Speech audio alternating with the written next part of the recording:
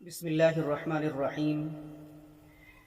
میرا محترم بزرگوں اور دوستوں اور ہماری پردہ نشین ماں بہنوں، آج کی ہماری یہ ویڈیو ان پردہ نشین ماں اور بہنوں کے لیے ہے جو ناپاکی کی حالت میں ہوتی ہے اور اس کے سامنے جیسے ابھی چند دنوں کے بعد شب برات آنے والی ہے یا شب قدر کی رات ہوتی ہے یا اور بھی کوئی مبارک دن یا مبارک رات ہوتا ہے، یوم جمعہ ہے یا عمرے کے لیے جاتی ہیں، تو ایسے موقع پر عورت ناپاک ہو جاتی ہے، حیض و نفاس کی حالت میں آتی ہے تو عورت گھبرا جاتی ہے۔ ہماری ماں اور بہنیں گھبرا جاتی ہے کہ ہمیں یہ مبارک دن ملا، مبارک رات ملی، لیکن ہم اللہ رب العزت کی عبادت نہیں کر پائیں گے، ہمیں وہ ثواب نہیں مل پائے گا۔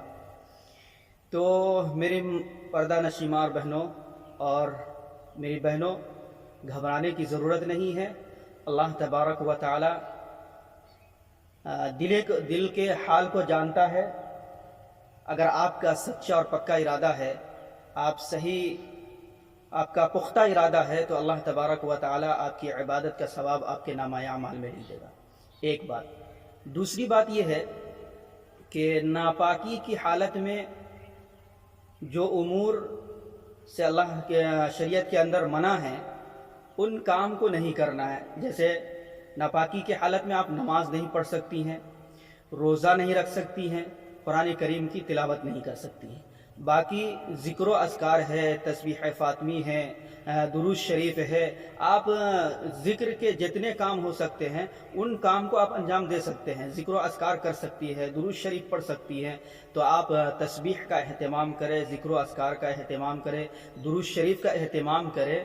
آپ صرف یہ کام یعنی قرآن کریم کی تلاوت نہیں کر سکتی ہیں، آپ نماز نہیں پڑھ سکتی ہے اور روزہ نہیں رکھ سکتی ہے۔ یہ تین کاموں کے علاوہ اور بھی عبادت کے جو طریقے ہو سکتے ہیں آپ اس کو انجام دے سکتے ہیں۔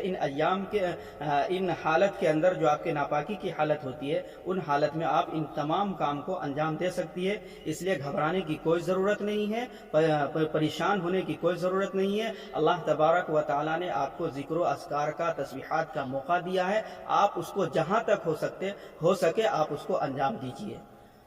امید ہے کہ آپ کو صحیح جانکاری مل گئی ہوگی، صحیح مسئلہ معلوم ہو گیا ہوگا، اور آپ اپنے وقت کو ضائع نہ کر کے، مایوس نہ ہو کر کے، آپ اپنے قیمتی وقت کو اللہ رب العزت کی یاد میں لگائیں گے۔ السلام علیکم ورحمۃ اللہ وبرکاتہ۔